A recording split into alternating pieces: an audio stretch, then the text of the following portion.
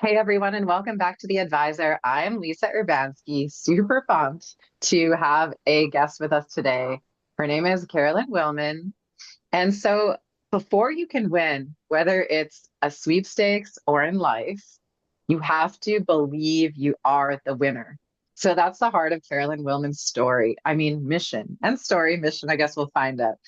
Known as the contest queen, Carolyn has helped thousands win big with her proven sweepstakes strategies. Now, through her publishing brand, Words for Winning, she's republishing powerful out of print mindset and metaphysical classics, including all of Helen Hadsel's works and soon those of Tag and Judith Powell. With a goal to release a new book each month, that was in 2024, Carolyn is helping people manifest their best lives one word at a time. As she says, winning isn't about beating others, it's about becoming your highest self.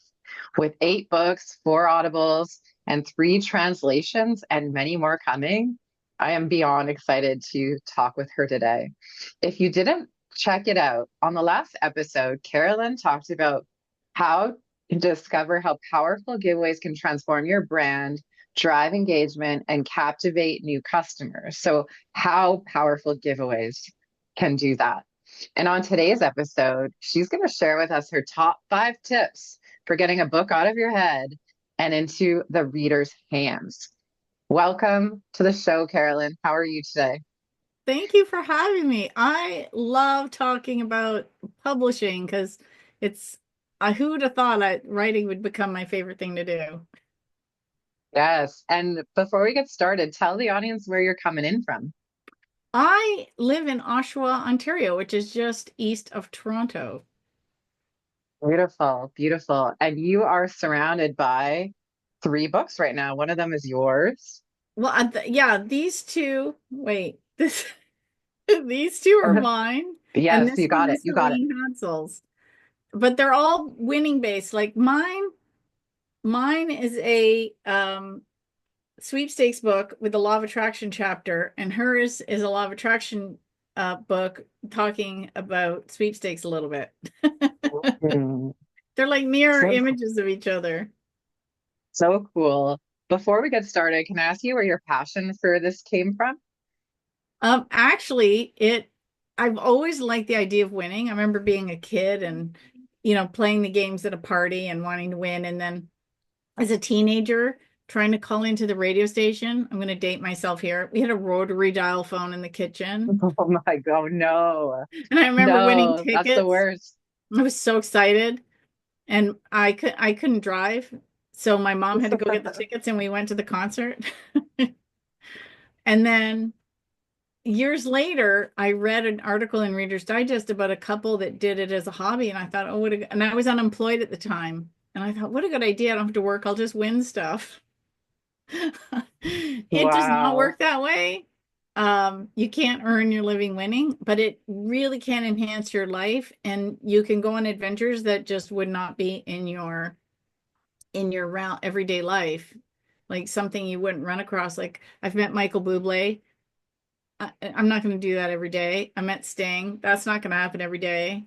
I've been on a European tour and I've been to the Olympics and just all kinds of things. I got to take my sister and my brother-in-law and my boyfriend on a Mexican vacation that we won. So I can share with family. It's the best hobby in the world because you never know what's going to show up. I mean, even my glass here, I won it, and then I put all my own stickers all over it. Nice. I was gonna say you beat the odds with the rotary phone. You beat the odds with calling into the radio station with that phone. I'm just picturing you must not have had any nines in your Yeah, number. I swear it is so much harder to do the dial-ins now with the cell phone, but they have text into wins now. Um, Oh, so it is fun. And what's interesting is that Helene had written her book when she did it. It was all there was uh, entry blanks in the stores, so you'd find a box and fill out the thing and drop it in.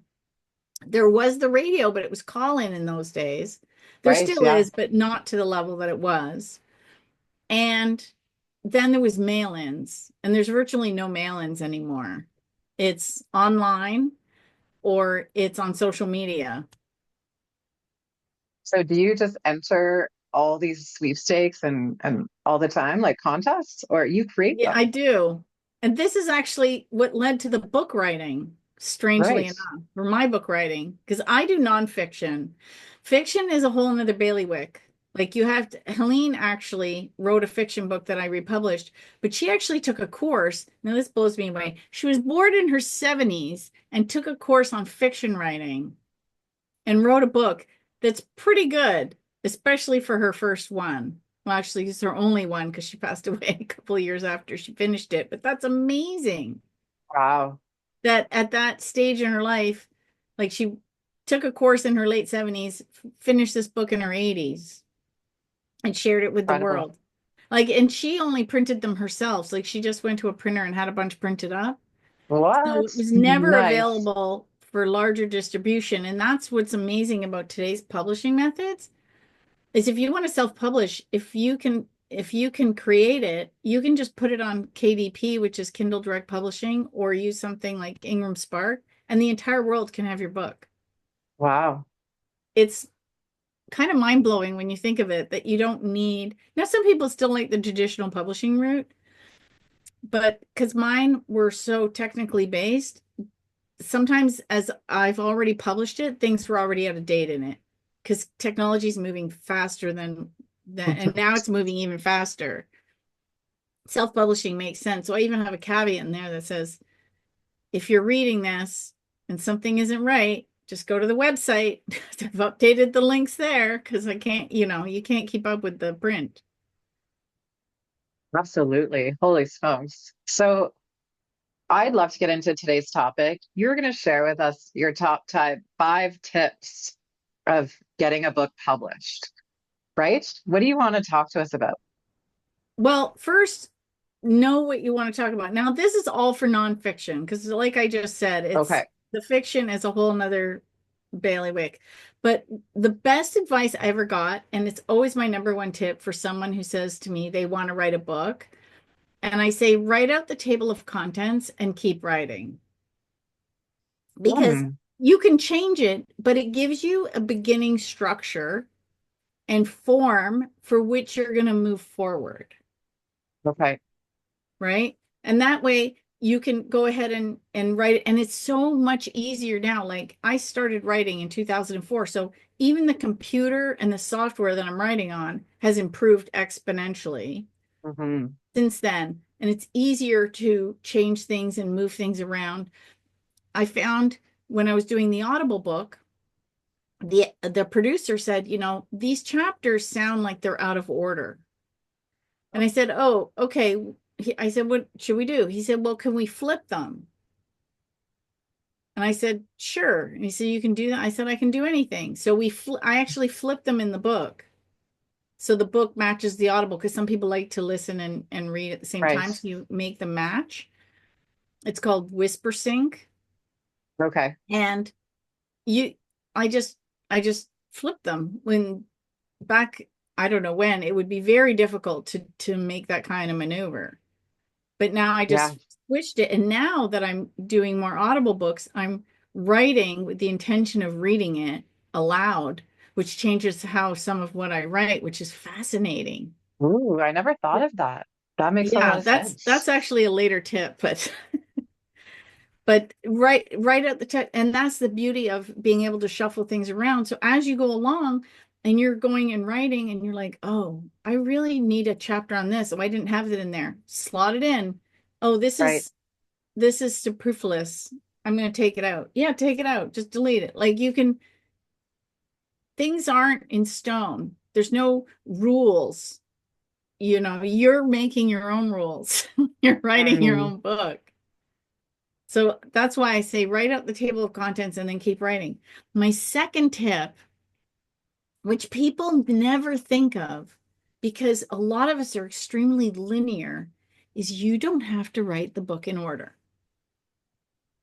I was Right. talking to someone and he was struggling with the intro chapter. And I said, that's fine. Leave it for now. Go write something else. And it blew his mind that he didn't have to finish it before he went on to another part.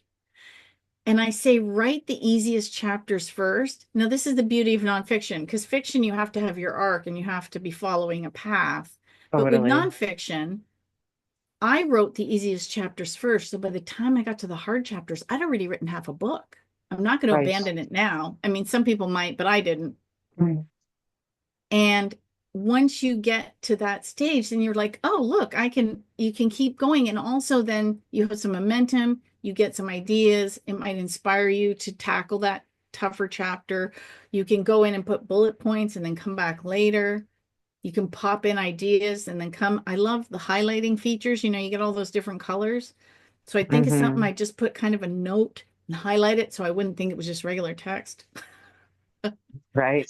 This color's for this and that color's for that and this color's for this, and then as you go through you can change it. And then if you're going through and you think, well, this sounds wrong, you can flip it yourself. There's no rules. You have total freedom, and there's who says you had to you could start with the end. You could do your Right. recommended. I have recommended reading at the end of all my books. You could start with that. There's no rules. I love that. I remember being in, I think I was a grade 9, and my English teacher, I was writing a paper or something, and I handed it to her, and she was just checking it out. And she goes, "You wrote your ending first." So I was like notorious for always writing the ending first. And that was always my thing. And she told me to just roll with it and to keep it up because that was, and then build from that. So I would always write everything with my ending first, unintentionally, and then build backwards from that. So that's my way. That's how my brain works, apparently. Well, there's a lot of books that do that. They say, okay, this is the end, or like a murder mystery, and they'll talk about the end, and then Okay. the whole book is how they got to the end, right? Oh, okay. So there's an idea for me. Yeah, if you can do fiction, I like reading fiction. I love my Kindle. It's one of the things I do right before bed. I pull up my Kindle and I have it in dark mode, so it's all white lighting, and I can just lie in Ooh. bed with no lights on and just read. It's the best. This is one I learned. Ironically enough, I remember being in college and getting a C on an English paper, and I thought, that's okay. It doesn't matter. I'm not going to be a writer. Like a zillion books later. Um, but my spelling and grammar is atrocious. And I have a subscription to Grammarly, and every week they send a report. And I'm apparently in the top 95 percentile of users because I'm such a power Grammarly user, Wow. because it's fixing, everything.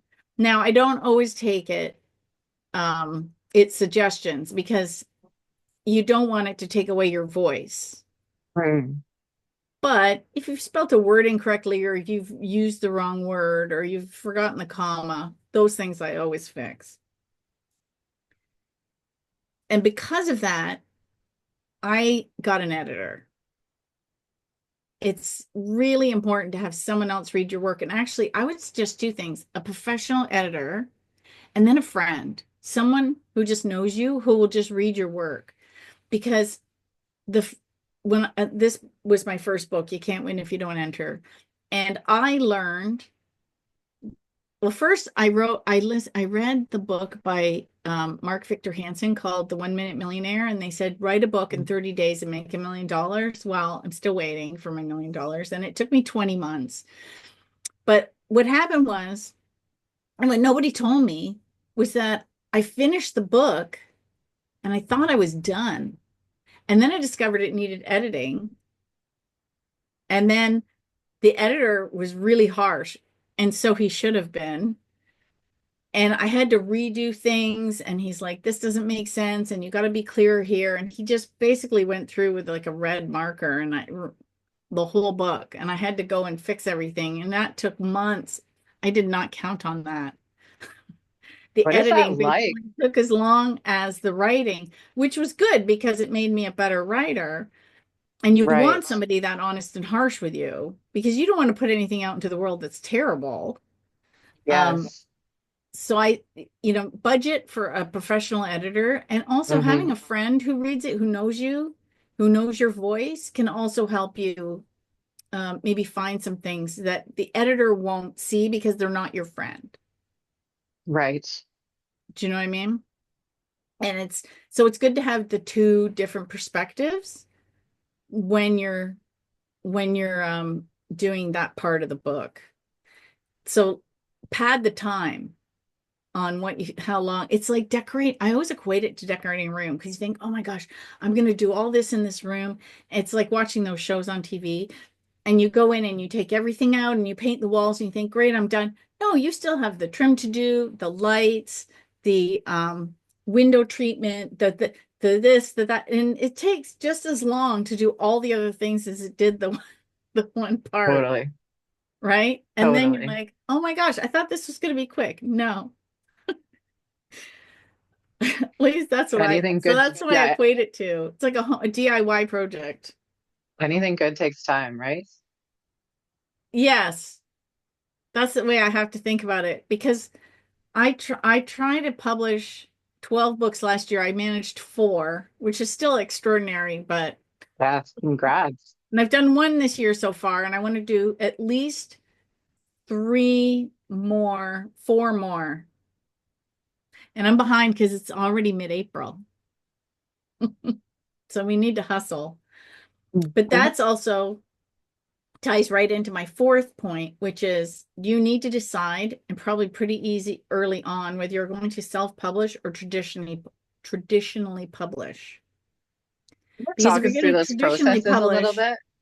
hmm, Can you talk us through those processes a little bit so we know what the differences are? yes. So traditionally published back in the day, you would write out a certain amount, like a treatment, or some people would send a whole manuscript. It depends on um, the publisher and what you're pitching.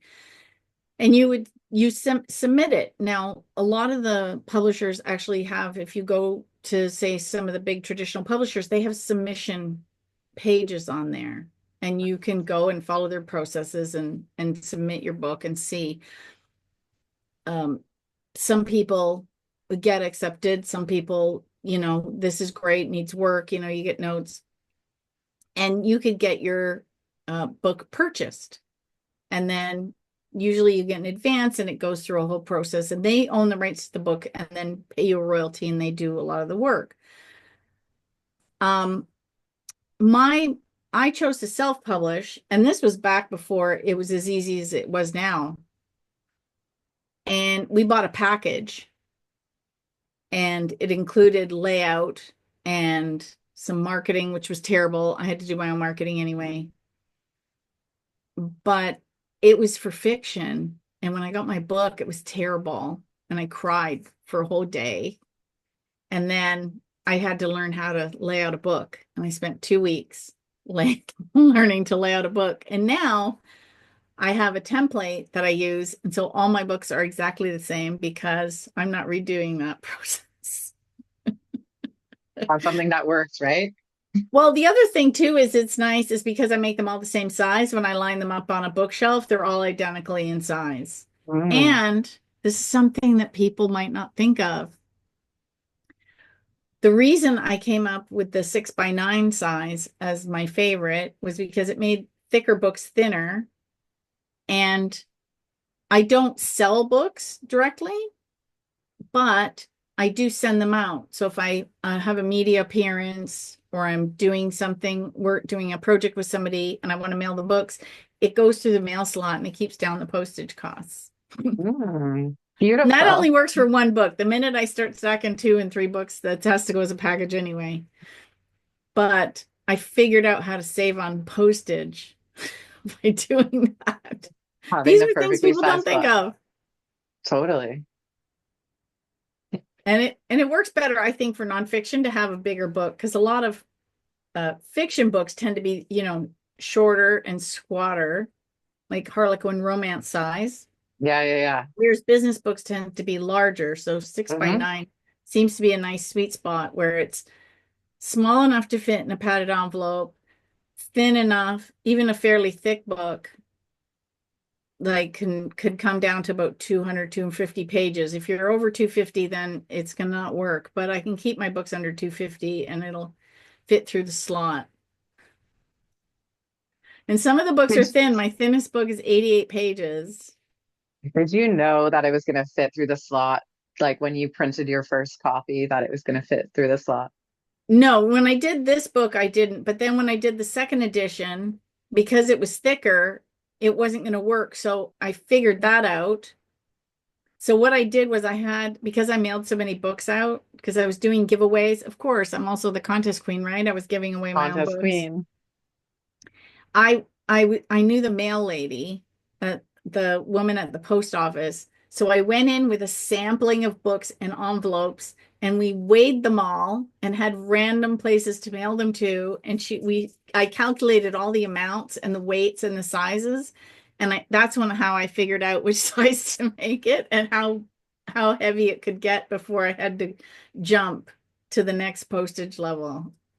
Oh, way. That's hilarious. That's hilarious.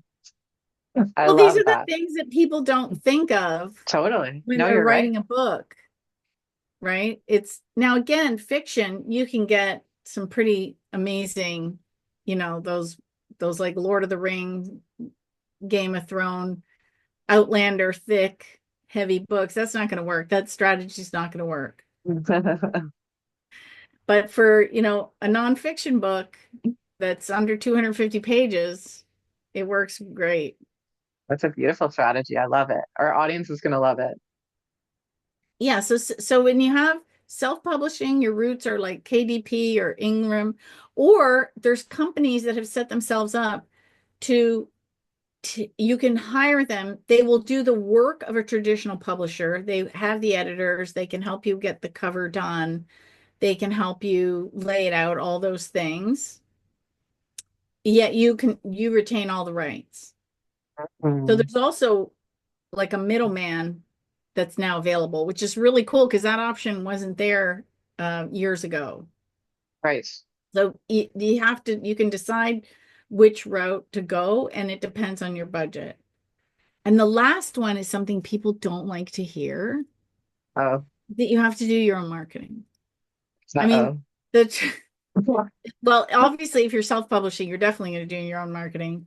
But even if you're traditionally published, it really helps for you to do your own marketing. And I have seen some wonderful authors. I remember when the lockdowns were happening, and there was an elderly gentleman who was an author, got onto TikTok, and he said, well, my publisher told me I have to do my own talk about my own book. So Right. here I am on TikTok. And he would just tell stories.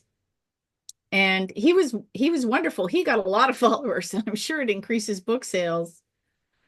But yeah, the social media, doing your own social media and being your authentic self, when people connect with you, they want to read your stories or your whatever you're promoting. People don't buy from, slick sellers anymore. Right. That kind of marketing doesn't seem to work. They want to hear you talk about what's going on and how you can connect with them or how you can help them or how your story. I've seen some fiction authors tell stories, and you think, what mess did this woman get her life into? And then she says, and if you want to hear more, you can read about it in my, and I went, that's a book pitch. That's amazing. Brilliant. Read your story. It's Yeah. people are so creative and it's fun. Yeah. You have You to got to do, leave a good hook. A good hook. yeah, you have to do your own marketing. So I find that when I'm consistent, it's just like going to the gym. If you want to get fit, consistency is key. Hmm. It's the same with Yeah. winning sweepstakes. The more, like, if you're entering every day, your odds of winning go up. If you Hmm. want to get fit, you go to the gym every day.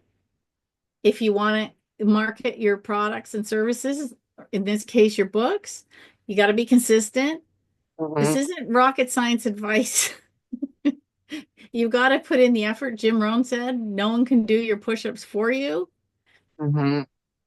You gotta do those push-ups, but you will reap the rewards and you will see the results. Mm. Yeah. Scream it from the rooftops every single day, right? And I'm the worst one for that because I've got my fingers in so many pies. There's days I don't um do any socials, or I'll do some socials, but I won't do others. Right. The video ones are the ones I struggle with the most, being Okay. consistent on putting out the TikToks and the reels. And I keep forgetting that people would like to see what I'm doing. Our local library just had a sale. So what does a writer do? They go to their local library and give them all the cash they have in their wallet and buy a bunch of books. Like I need more books. Of course I need more books. And I did a library haul and it got so many views. People were loving to see what I found at my local library that I found interesting. Where I love that. It's amazing. Yeah. And it's, you think, well, no one's going to be interested in that. Several thousand people were interested in that. That's brilliant. I love that so much. You have to tell us what your favorite book of all time is. Well, fiction, I like the entire Sue Grafton series. And I've Okay. been actually collecting them in hardcover. So I had from J to Y. She passed away and never finished Z. I was so sad when I was reading Y. Oh And then I man. started collecting from A to J in hardback.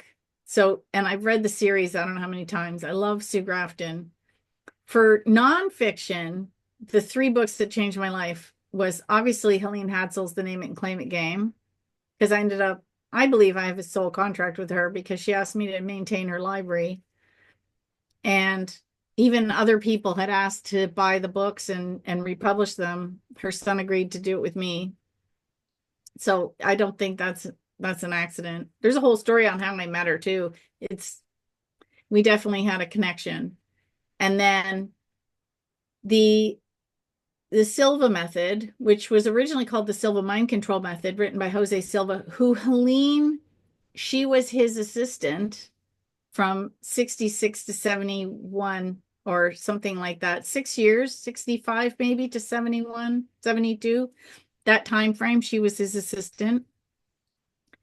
And that book, to me, Jose Silva was the OG of all the metaphysical methods that are around now, especially the ones that teach the meditation and Mhm. going inward to change your outward.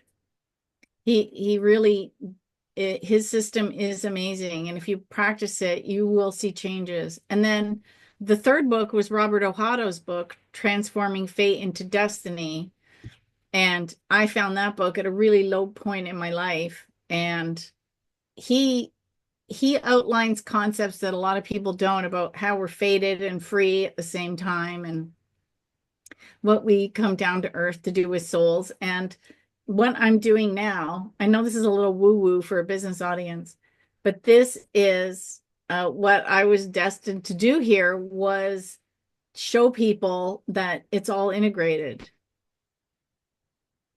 That, I'm doing business stuff, I'm doing marketing, I'm doing sweepstakes. I actually do sweepstakes marketing too, just because I'm not busy enough. I enter, I teach people how to win. I do the sweepstakes marketing. I write books, I promote books, and I teach people the power of their own mind and soul. Yes, that's what, seven things? Wow, you're not busy at all. No, I'm not busy at all. You need like six cats or something. No pets. I have no bandwidth for pets. Yeah. I was just being sarcastic. No, seriously, I love animals, but I don't want to take on an animal because I know that I'm so busy. It's not fair to me and it's not fair to the Oh, animal. And I would never totally. do that. But I love like when I was visiting my mom, she has a little dog. We love the dog. Yeah, So totally. yeah, it's like grandparents. I go, I visit, I Yeah. enjoy, I leave. Give the dog a treat and then say bye. I'll see you again. It's so funny, but that's you actually have to know yourself, and that's where when you're writing, you can do that. And there's, like I said, there's no rhyme or rules. You just have to be your authentic self. Some people wake up and write. That's their best time. Mhm. to do it. Some people are night owls and they do it better. They finish the day, they clean up, the house is quiet, and then they sit down and write. Mm, And sometimes you don't even actually have to physically write. Some people do voice notes, and now with the technology, it can just be transcribed and then they can go and fix it. mm. What do you So do? there's no, yes, I personally like the speed of my brain and thoughts and then typing it because it slows it down and makes it more coherent. Okay. But that's what I said. Some people actually still like the physicality of the pen on paper, and some people Hmm. you could do like there's no rules. Right. It's amazing. I love it. What are you, a morning or a night writer? Oh, I'm a morning person. Okay. So you I get up will and not do my best writing at night. you're full of creativity in the morning. Yes, that's why I like to sweepstakes at night because I can sit Mm. on the couch. George and I'll sit on the couch, put on like some TV, or he'll watch the hockey game because right now the playoffs are on. Oh So yeah, he'll have I'm his aware. show on, and I will sit. I've got a little Chromebook, and he bought me a table laptop, so it doesn't Nice. slide or Yeah. anything. And I'll sit there with a cup of tea, and I'll just enter sweepstakes because it doesn't Oh. require a lot of as much thinking. So that I like to do my sweepstakes at night and my writing in the morning. I also go to the gym in the morning. It's the best time for me Ooh. to go because I get my moving, right? Get the Hmm. blood pumping, whether I go to a yoga class or I get on the treadmill or whatever. I need to move every day too. I find that also helps with the creativity. Mm. Do you have like moments of clarity, right? Like when Oh, you're I get moving your ideas. body, it's like, yeah, those like, yeah, they just floats. That's when I use the notes on my phone. If I'm not in a class, like obviously I'm in hot yoga, I'm not pulling out my phone. I Yeah. just have to keep saying it to myself so I'll remember. Right. But if I'm on the treadmill and I have an idea, I pull out the notes app on my phone and I just type it out real quick, like 2-second note, and then I can go and use it after. I get ideas for videos that way when I'm doing Mm. something. Oh, I should do a video on this, or I should do a blog post on that topic. An idea will come in. Yeah, totally. Amazing. Will you tell our listeners where to find you, what services you provide, and all of that jazz? Well, if you want to learn how to win sweepstakes, you got to go to contestqueen.com. And I even have a link right there, 5 steps to begin winning. Okay. Then, if you're a company and you want to run a giveaway, well, you can go find me at Idea Majesty because, I wanted to keep the crown on. I could not find a regal name for my third company. So I went with the winning aspect because we want to win in life and sweepstakes. So where I put all my books and my author information is on wordsforwinning.com. So that one's fun because I also include a lot of never before published stuff from Helene and Tag and stories and audios and different things like that. And I also have been putting my own work there that's not in books. Okay. Interesting. Like blogs. Yeah, a lot of advice, Okay. Inspirational stuff. inspirational, motivational. One of the things I teach because I'm waiting on the certification, but I am a Silva method instructor. Oh, I won't beautiful. be teaching to the general public at large, but I'm also writing from Dr. Tag Powell a Silva method based book. So I wanted to make sure I knew it inside and out. And I teach people that, yes, we create in alpha. We have there's different frequencies of our brain waves. This is Hmm. scientifically known. And when you go to sleep, you're in alpha or delta or theta, those three. But alpha is the first one we dip into, and that's where we do a lot of our creating. And then we come up to beta, which is what you and I are doing right now. And we take inspired action, and then we actually 3D or manifest our creations. And so I teach people how to do that, but also that life isn't perfect and it's not high vibe all the time. I always joke that you can manifest when you're pissy. You can. You can. Sometimes I'm like, oh my can God, I can't be because in a bad mood because none of my dreams are going to come true. no, that's not true. It's the overall arching. Like if you set goals for Yes. yourself and you have one bad day, guess what? That's not going to stop it. Mm. It's just a day. It's okay. Phew. I'm going to be able to sleep tonight now. But like I set a goal to write a book. I thought it was going to be 30 days. It took 20 months. There was a Hmm. lot of up and downs in those months. Right. Like I said, when I got my book back, I cried for a whole day. Did that stop my book from being available to the public at some point? No, it did not. And it taught me how to do book layout because sometimes you need those skills. Hmm. So I learned a lot of skills to go from A to B. That's how I have these 5 tips. Because guess what? I figured them out the hard way. And now I'm telling you so you can avoid all those mistakes and your, 20 months might come down to 10. Or you might be a prolific writer. I used to have a neighbor that was a young adult fiction writer and he could pump out a book in 3 weeks. Oh my gosh. I'm like, really? That's like superhero like. Dang. Because he had it down, right? He knew the Right. arc and yeah, that didn't work for me. I do a lot of research on my books, Wow. right? But, you could shorten it. It depends, right? Well, But it's never going to today, be perfect. That's not life. It wouldn't be fun if it didn't have ups and downs. You wouldn't go to a flat roller coaster. You wouldn't go to a movie where there was no adventure. Indiana Jones wouldn't be very fun if he went into the cave and picked up the gold idol and left and came home, right? We don't want that movie. But then when it happens in our life, we get upset. 1000%. And then we can put 1000%. it on paper and make it a bestseller. Yes. I was going to ask you to leave the audience with a really strong point, but I feel like that was it. Is there anything you want to add before we go for the day? I think you just follow your own path and be authentic because there's only one you and people want to know you and people want to hear Hmm. your story. And you don't know how big your pebble is. So if you think, well, only one person might read my book, well, that one person, you could change that one person's life. And then you don't know how far that's going to ripple out. So get your story out, whether it's Mm. fiction or nonfiction, get it out because you just never know how big your pebble is.